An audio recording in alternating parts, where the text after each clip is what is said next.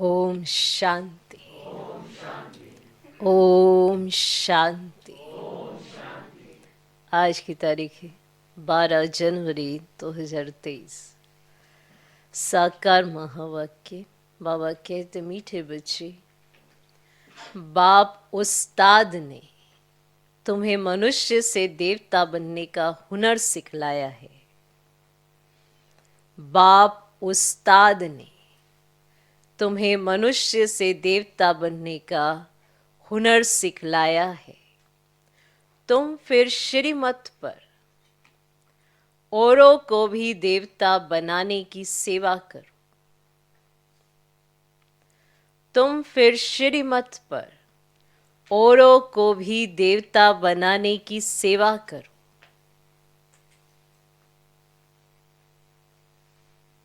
बाबा कहते, मीठे बच्चे, बाप उस्ताद ने तुम्हें मनुष्य से देवता बनने का हुनर सिखलाया है। तुम फिर श्रीमत पर औरों को भी देवता बनाने की सेवा करो। आज का प्रश्न, अभी तुम बच्चे कौन सा श्रेष्ठ कर्म करते हो जिसका रिवाज भक्ति में भी चला आता है?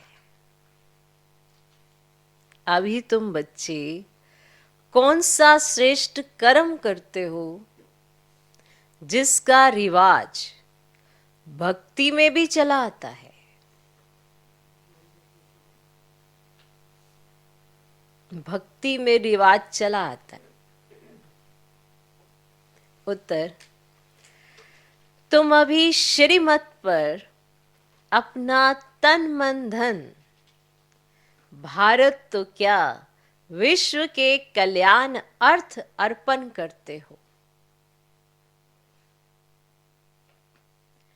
तुम अभी श्रीमत पर अपना तन मन धन, भारत तो क्या विश्व के कल्याण अर्थ अर्पण करते हो।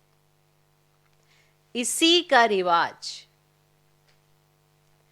भक्ति में मनुष्य ईश्वर अर्थ दान करते हैं। इसी का रिवाज भक्ति में मनुष्य ईश्वर अर्थ दान करते हैं।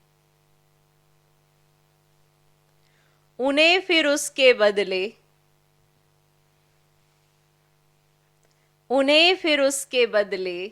दूसरे जन्म में राजाई घर में जन्म मिलता है।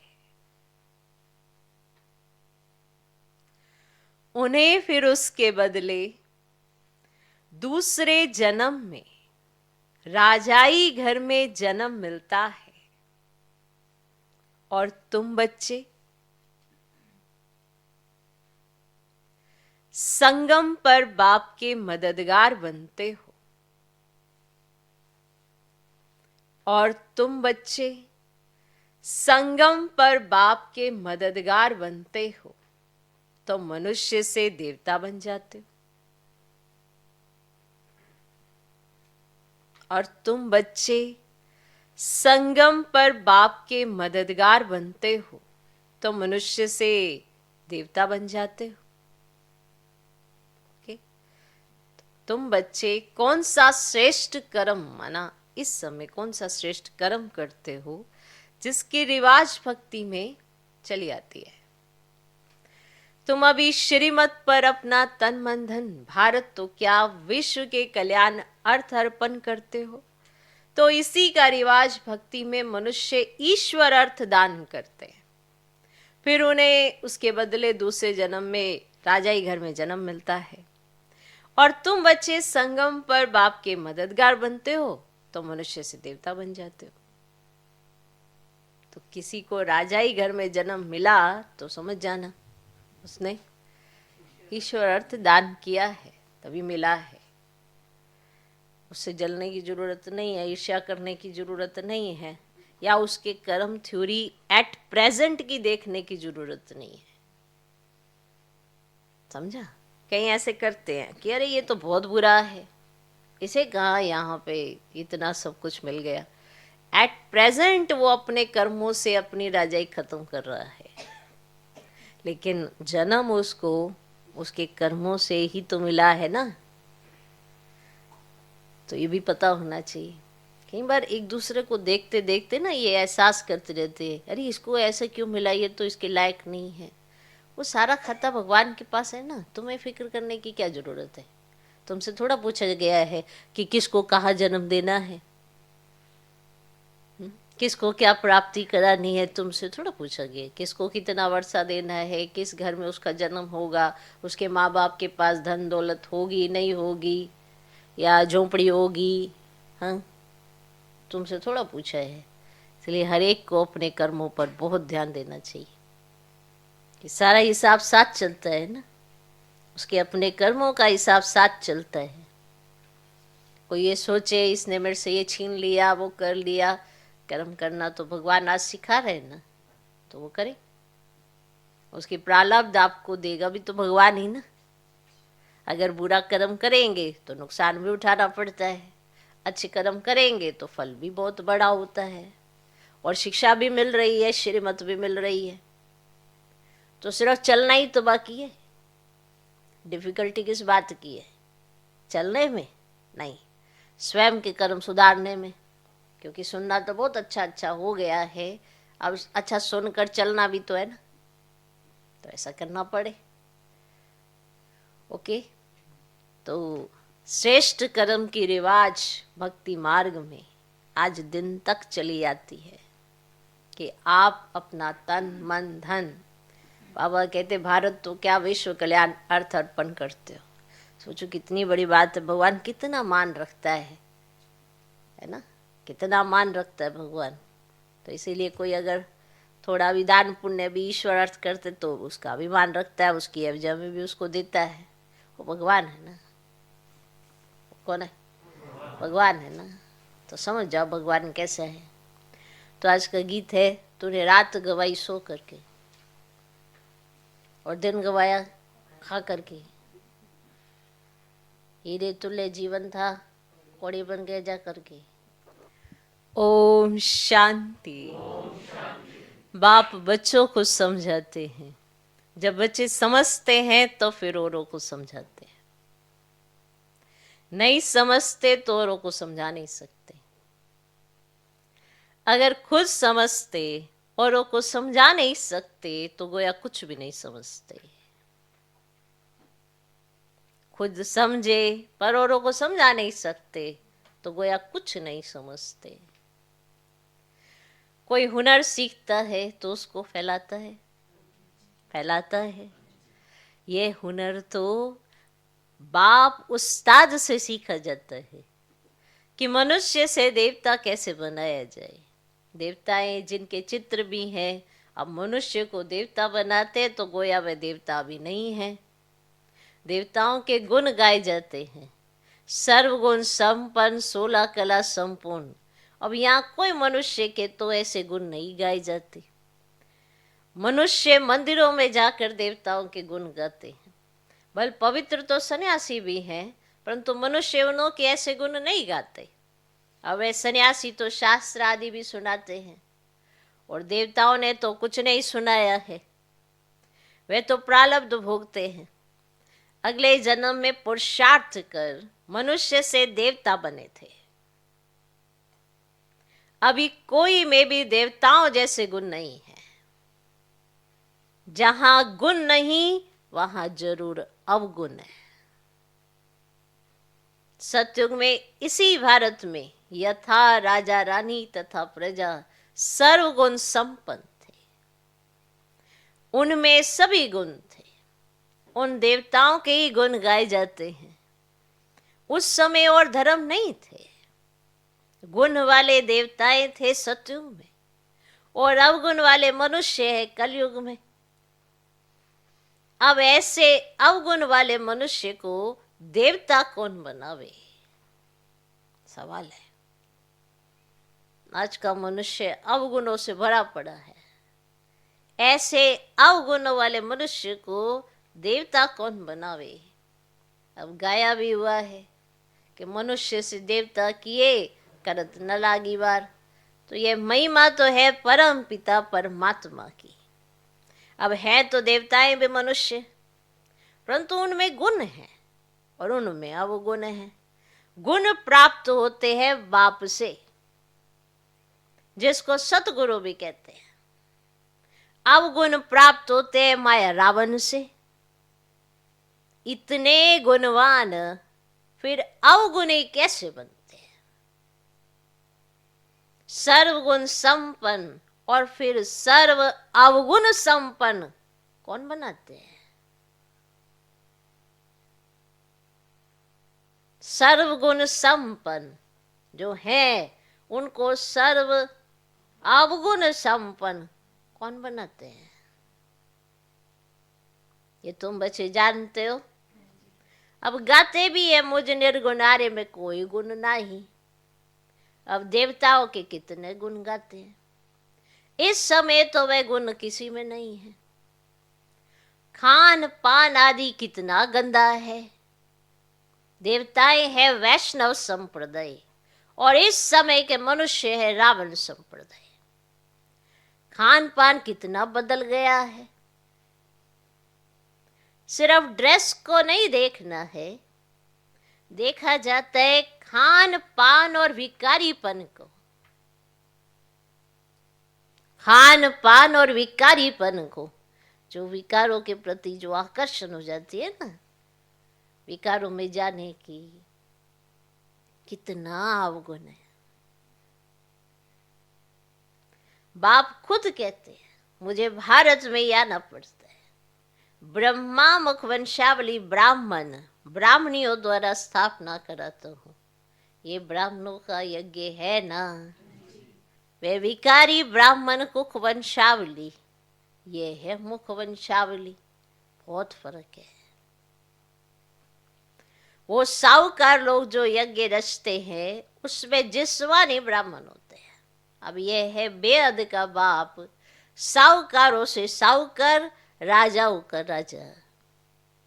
साहूकारों का साहूकार क्यों कहा जाता है? क्योंकि साहूकार भी कहते हैं ना, हमको ईश्वर ने धन दिया है। ईश्वर अर्थ दान करते हैं तो दूसरे जन्म में धनवान बनते हैं। इस समय तुम शिव बाबा को सब कुछ तन मन धन अर्पण करते हो तो कितना ऊंच पद पाते हो।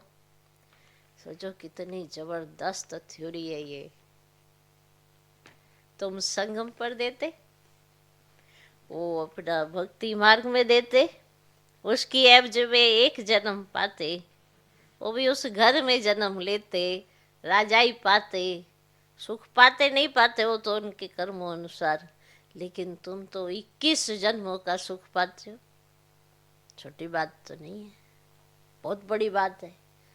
और 21 जन्मों के सुख में धरती आसमान सब कुछ तुम्हारा होता है, कोई भी इंटरफेयर करने वाला नहीं होता।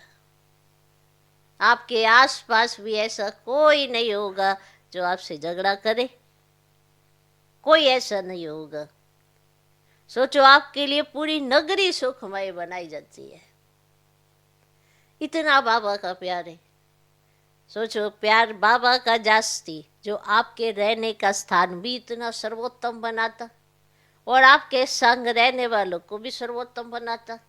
आप तो बड़े बने पर आपके साथ जो रहेंगे उनको भी सर्वोत्तम बनाता। और बाकी जितने भी आत्माएं होंगे ना उनको ले जाएगा, ये नाटक में तंग करेंगे, उनको ऊपर ले जाता। नाटक तो यही है ना, शुरू से ही आके नाटक करते हैं तो कहेंगे डिस्टर्ब करेंगे मेरे बच्चों को, चलो ऊपर चलो, तुम अच्छे नहीं हो, चलो।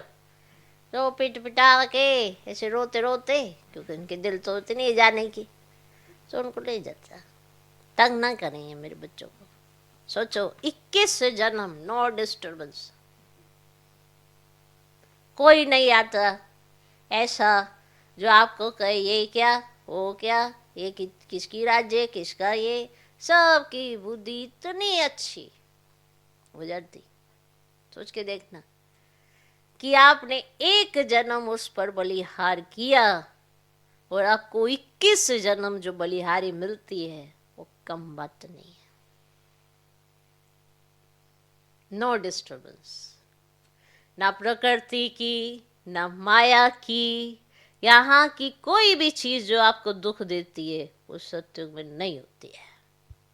कोई भी चीज, चाहे प्रकृति से रिलेटेड लगाओ, चाहे माया से, किसी भी चीज से जो आपको दुख होता है ना, वो वान नहीं होता है।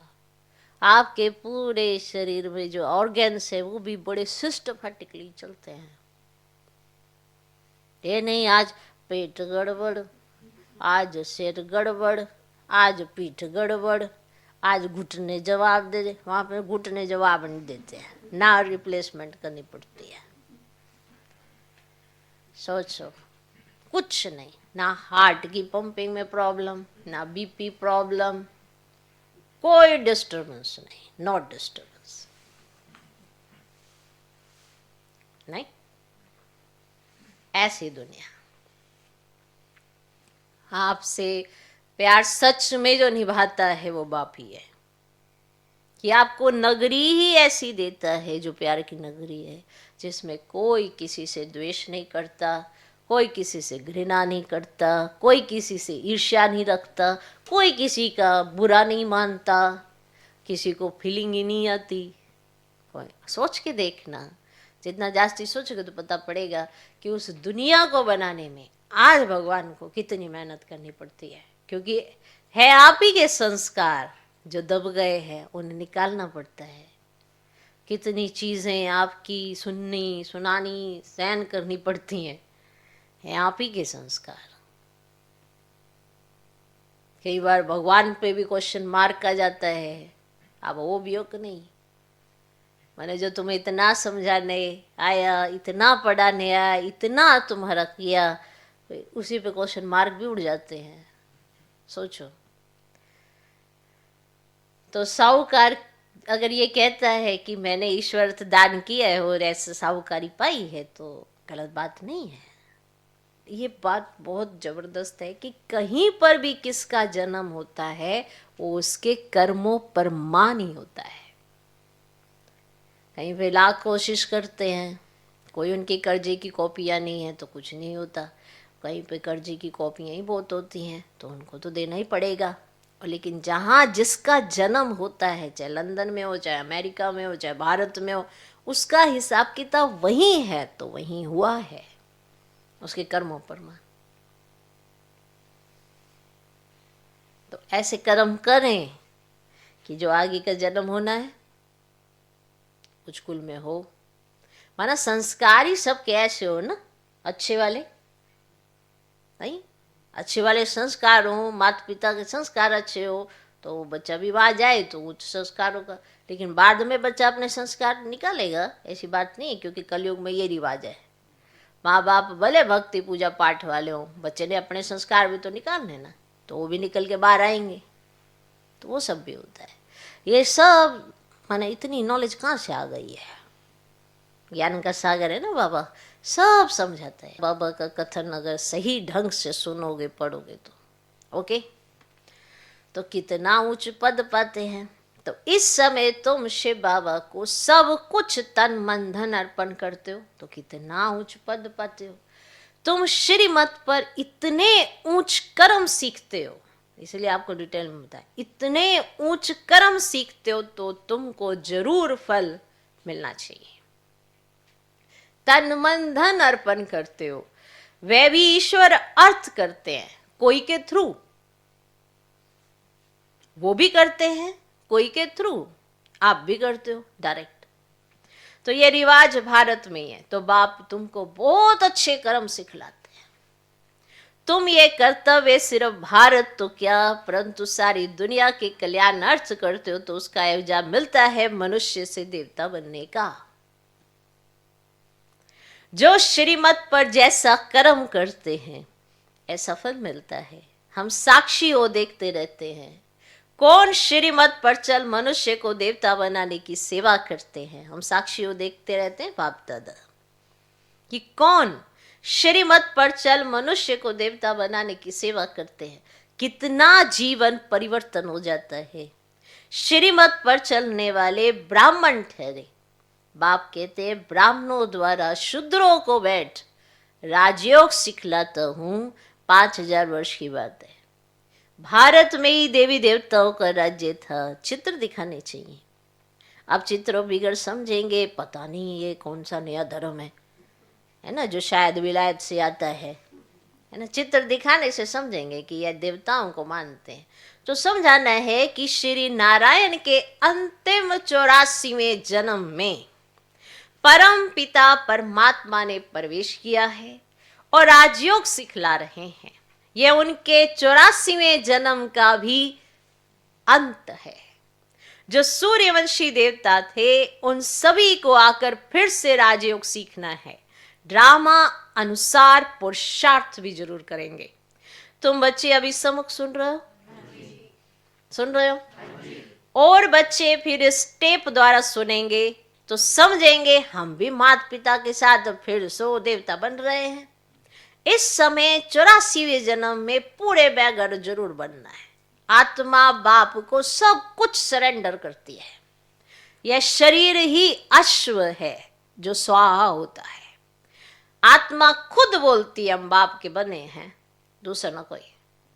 मैं आत्मा इस जीव द्वारा परम पिता परमात्मा के डायरेक्शन अनुसार सेवा कर रहा हूं। बाप कहते हैं योग भी सिखाओ और सृष्टि चक्र कैसे फिरता है वह भी समझाओ। जिसने सारा चक्र पास किया होगा वह इन बातों को झट समझेंगे। उसके समझने के तरीके से समझ आता है कि ये कौन सी आत्मा है। यानी कि आपने समझाया, आपने बहुत अच्छे से समझाया, वो नहीं समझा तो आप समझ जाना कौन सी आत्मा। लेकिन अगर आपने समझाया ही नहीं, कोई और आके उसको समझाए और फिर वो समझे तब भी वो ठीक था, तुम्हारे को समझ ही नहीं आया था।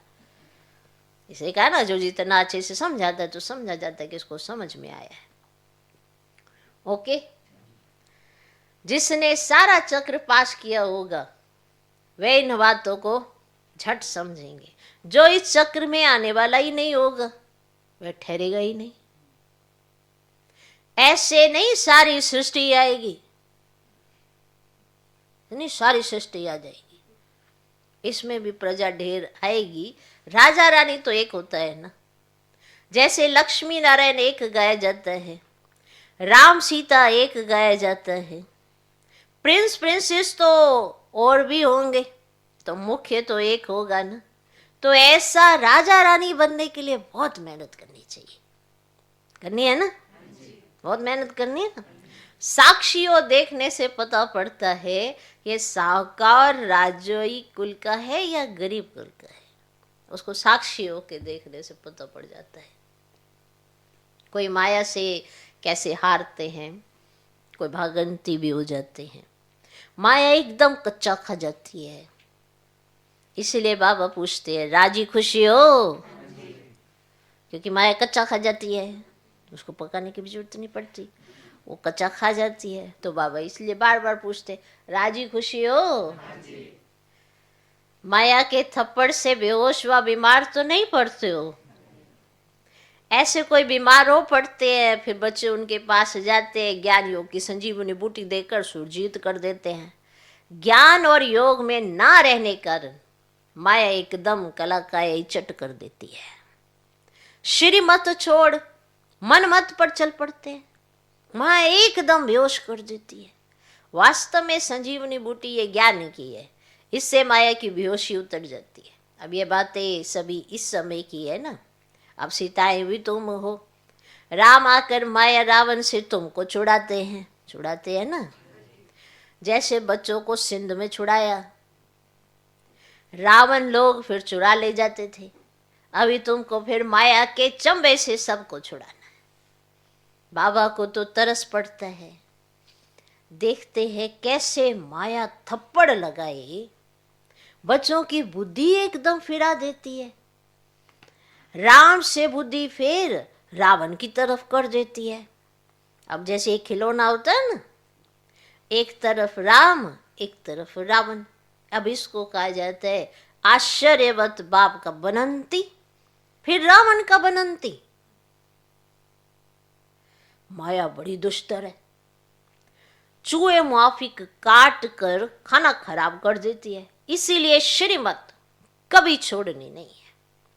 कठिन चढ़ाई है ना, अपनी मत माना रावण की मत, उस पर चले तो बहुत गुटखा खाएंगे, बहुत बदनामी कराते हैं। ऐसे सभी सेंटर्स पर है, नुकसान फिर भी अपना करते हैं। सर्विस करने वाले रूप बसंत छिपे नहीं रहते।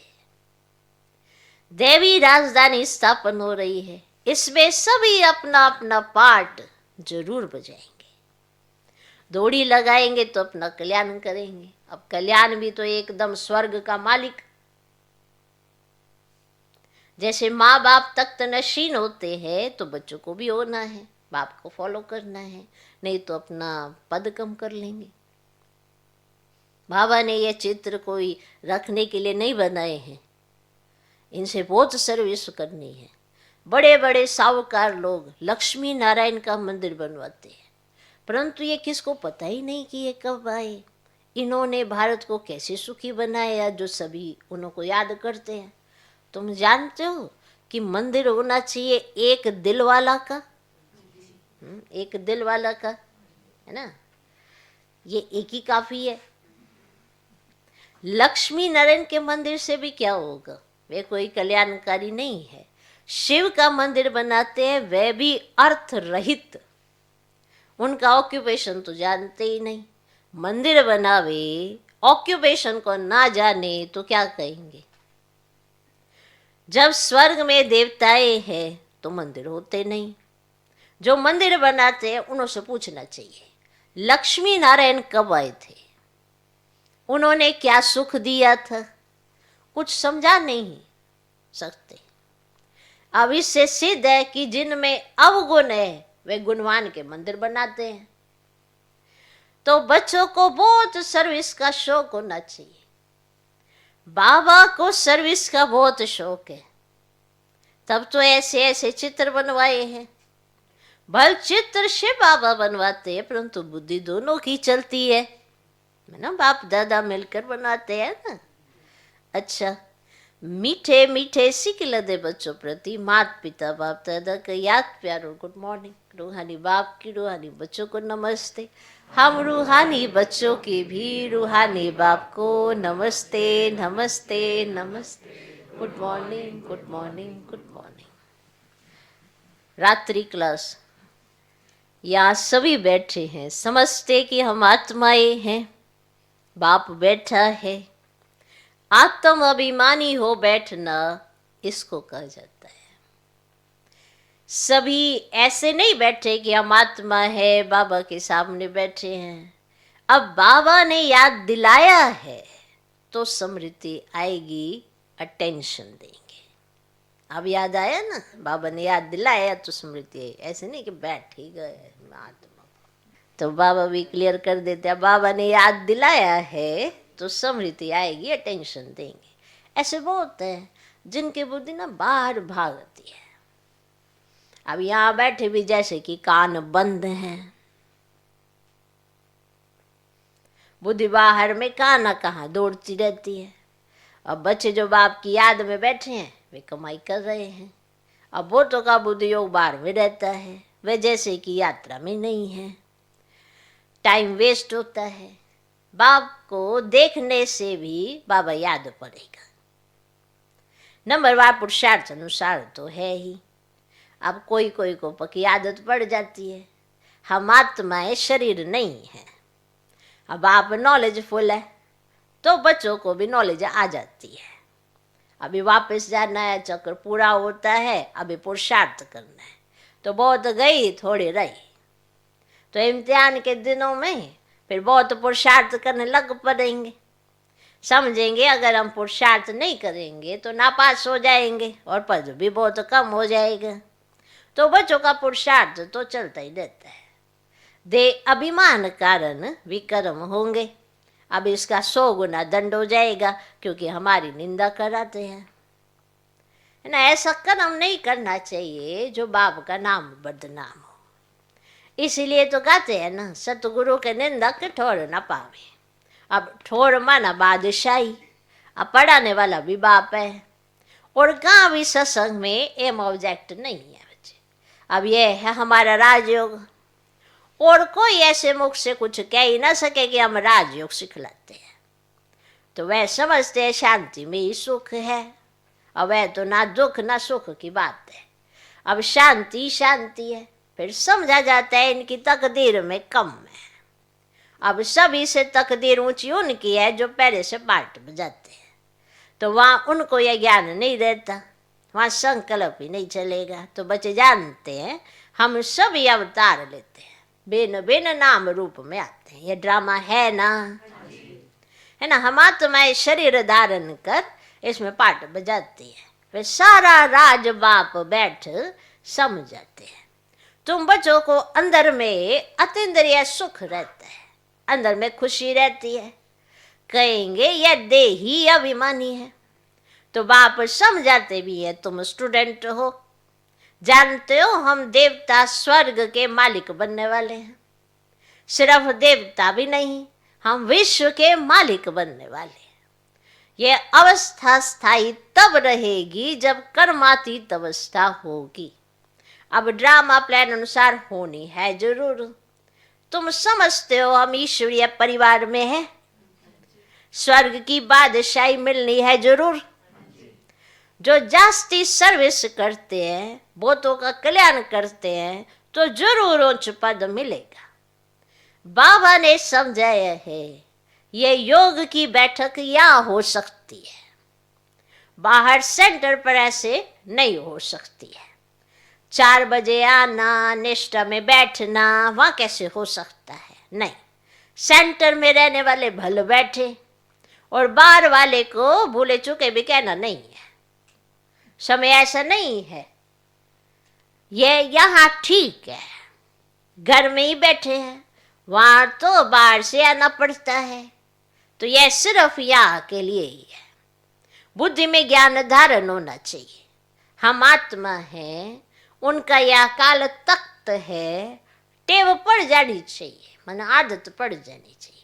हम भाई भाई हैं, भाई से हम बात करते हैं, अपने को आत्मा समझ बाप को याद करो तो भी कर्म विनाश हो जाए। अच्छा, मीठे मीठे रूहानी बच्चों को रूहानी बाप दादा का याद प्यार, गुड नाइट और नमस्ते। हम रूहानी बच्चों की भी रूहानी बाप दादा को नमस्ते नमस्ते नमस्ते। धारणा के लिए मुख्य सर पहला पॉइंट, ज्ञान योग की संजीवनी बूटी से, ज्ञान योग की संजीवनी बूटी से स्वयं को माया की बेहोशी से बचाते रहना है। ज्ञान योग की संजीवनी बूटी से स्वयं को माया की बेहोशी से बचाते रहना है। मन मत पर कभी नहीं चलना है, मन मत पर कभी नहीं चलना है। दूसरा पॉइंट, रूप बसंत बन सर्विस करनी है। रूप बसंत बन सर्विस करनी है। मात पिता को फॉलो कर, मात पिता को फॉलो कर तख्त नशीन बनना है। मात पिता को फॉलो कर तख्त नशीन बनना है। आज का वरदान, अपनी शक्तिशाली स्थिति द्वारा दान और पुण्य करने वाले, अपनी शक्तिशाली स्थिति द्वारा दान और पुण्य करने वाले पूजनीय और गायन योग्य भव। अपनी शक्तिशाली स्थिति द्वारा दान और पुण्य करने वाले पूजनीय और गायन योग्य भव। अंतिम समय में जब कमजोर आत्माएं आप संपूर्ण आत्माओं द्वारा प्राप्ति का थोड़ा भी अनुभव करेंगी, तो यही अंतिम अनुभव के संस्कार लेकर आधा कल्प के लिए अपने घर में विश्रामी होंगी।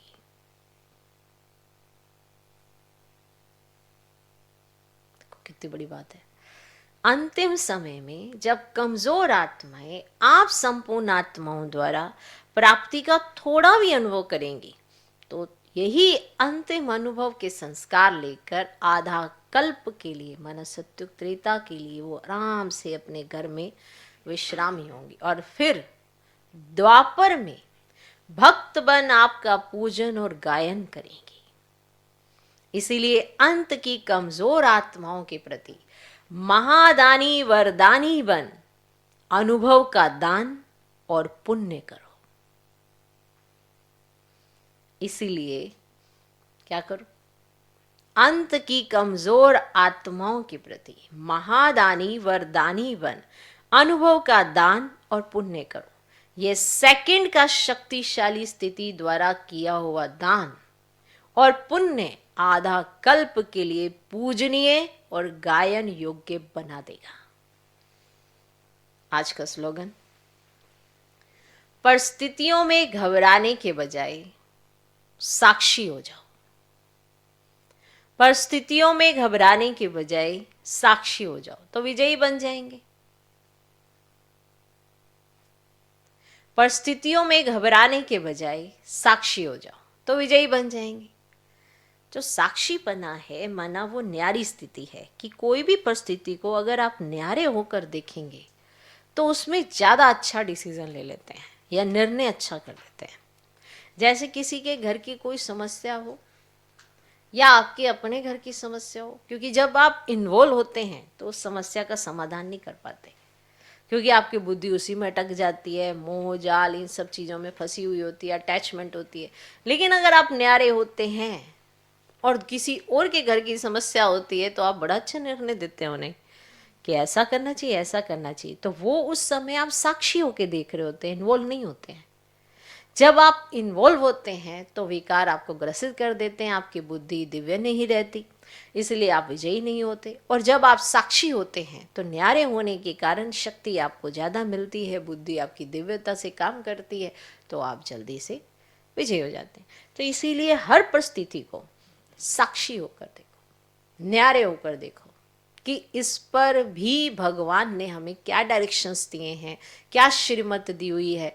तो न्यारे होकर अगर आप देखेंगे, साक्षी होकर देखेंगे, तो आपको वो सारी बातें याद आने लगेंगी और आप अगर वो विधि यूज़ करेंगे तो आपको सिद्धि भी मिलेगी और विजयी भी हो जाएंगे। तो परिस्थितियों में घबराने के बजाय, क्योंकि अगर आप घबरा गए तो फिर तो परिस्थितियाँ हावी हो जाएंगी। अगर आप घबराएंगे नहीं, न्यारे हो जाएंगे और अपनी स्थिति में स्थित रहेंगे तो जीत आपकी ही होगी। तो परिस्थितियों में घबराने के बजाय साक्षी हो जाओ तो विजयी बन जाएंगे। ओम शांति।